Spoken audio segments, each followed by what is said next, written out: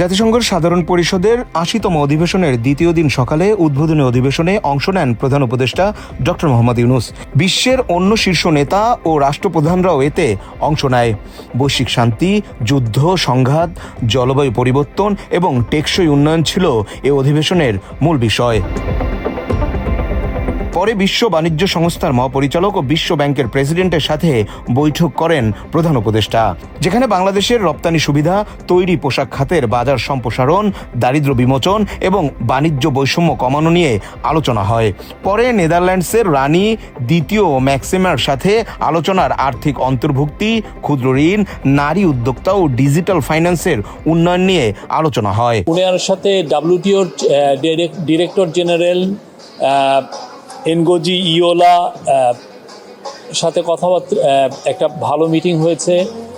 World ব্যাংকের president Ajay bunker সাথে meeting হয়েছে এবং কুইন ম্যাক্সিমা অফ নেদারল্যান্ডের কুইন, তার সাথে কথা হয়েছে। এনগোজি ইওলার সাথে মূলত কথা হয়েছে WTOর যে রিফর্ম, আমরা গ্লোবাল সাউথের একটা রিপ্রেজেন্টেটিভ হিসাবে আমরা WTO রিফর্ম আমরা চাচ্ছি। LDC গ্র্যাজুয়েশনের জন্য যদি আমাদের তো কিছু বিভিন্ন দেশে আমরা প্রিফারেন্সিয়াল ট্রেড অ্যাক্সেস পাই, ডিউটি ফ্রি অ্যাক্সেস পাই, সেই প্রিফারেন্সিয়াল ট্রেড অ্যাক্সেস যাতে আমাদের অ্যাফেক্টেড না হয় সেই জন্য আমরা WTOর হেল্প চেয়েছি। আর অজয় বাঙ্গার সাথে বাংলাদেশের ইলেকশন নিয়ে কথাবার্তা হয়। উনি আবারও জানিয়েছেন ফেব্রুয়ারির প্রথমার্ধে ইলেকশন, এই ইলেকশনের জন্য কি আমরা মেজার নিচ্ছি সেগুলো কথা হয়েছে। এছাড়া আমাদের ইকোনমিক রিফর্মগুলো, সামনের মাসগুলোতে কি রিফর্ম হবে, কি কোথায় ফোকাস হচ্ছে সেগুলো নিয়ে আলাপ হয়। চিফ অ্যাডভাইজার জানিয়েছেন যে আমাদের বাংলাদেশের থেকে যে $234 বিলিয়ন শেখ হাসিনার আমলে সাইফন অফ হয়ে গেছে, যারা চুরি করে নিয়ে গেছে, তো সেই টাকাটা ফেরানো তার একটা বড় একটা প্রায়োরিটি। সেই বিষয়ে উনি আলাপ হয়েছেন। আপনি জানেন ওয়ার্ল্ড ব্যাংক এগুলো ক্ষেত্রে যথেষ্ট এক্সপার্টিজ আছে, তারা এগুলো ব্যাপারে হেল্প করে।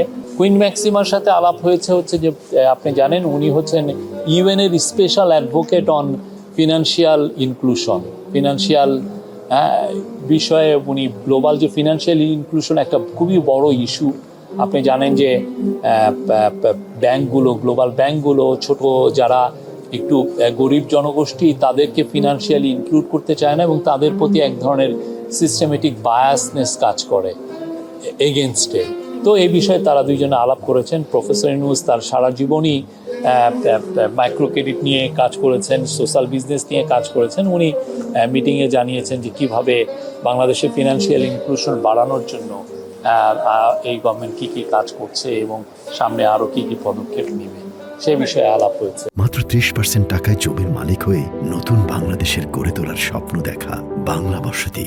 রাতে মার্কিন প্রেসিডেন্ট ট্রাম্প এবং ফার্স্ট লেডি মেলানিয়া ট্রাম্পের আমন্ত্রণে নৈশ ভোজে অংশ নেন ডক্টর ইউনূস। তবে দ্বিতীয় দিনের এত আয়োজন থাকলেও প্রেস সচিবের কাছে সাংবাদিকদের প্রশ্ন ছিল বিমানবন্দরে রাজনৈতিক নেতাদের উপর হামলার বিষয়টি। প্রেস সচিব জানায়, পররাষ্ট্র মন্ত্রণালয় বিষয়টি যুক্তরাষ্ট্রের যথাযথ কর্তৃপক্ষকে জানিয়েছে।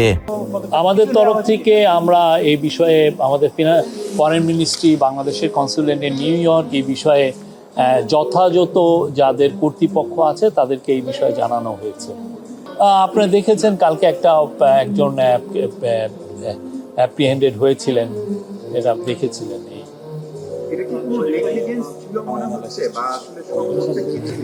আমরা এই বিষয়ে একদম স্পষ্ট একটা বিবৃতি দিয়েছি।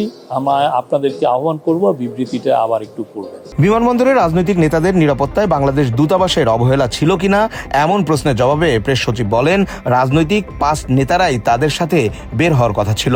তবে একজনের ভিসা সংক্রান্ত জটিলতার কারণে প্রধান উপদেষ্টার বহর 30 মিনিট অপেক্ষা করেছিল, কিন্তু তারপরও দেরি হয়। রাজনৈতিক নেতারা পরে বিমানবন্দর থেকে অন্য রাস্তা দিয়ে বের হয়, যেখানে তাদের পর্যাপ্ত প্রস্তুতি ছিল না। সব মিলিয়ে কমিউনিকেশন গ্যাপ ছিল বলেও স্বীকার করেন প্রেস সচিব। আমাদের যেটা ছিল, আমি আবারও বলি, তাদের 5 জনই আমাদের সাথে আসার কথা ছিল এবং সেইখান থেকে আমরা ঢাকা থেকে ওই বিষয়ে আমরা প্রিপারেশন নিয়েছি এবং সেই অনুযায়ী যথাযথ কর্তৃপক্ষের কাছে তাদের লিস্টও গিয়েছে এবং সেই অনুযায়ী তারা নেমে আমাদের সাথে যেই কনভয়, সেই কনভয়ে আসবেন। ওনারা 8 ঘন্টা ওইখানে বসেও ছিলেন কিন্তু একটা ভিসা সংক্রান্ত একটা জটিলতার কারণে ওই দিক দিয়ে আসছে।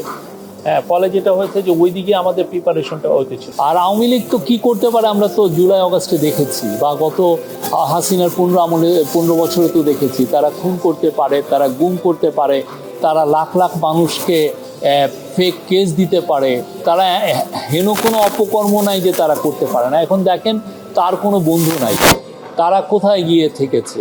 হ্যাঁ, রাস্তার ছেঁচড়াদের মতো তাদের অবস্থা।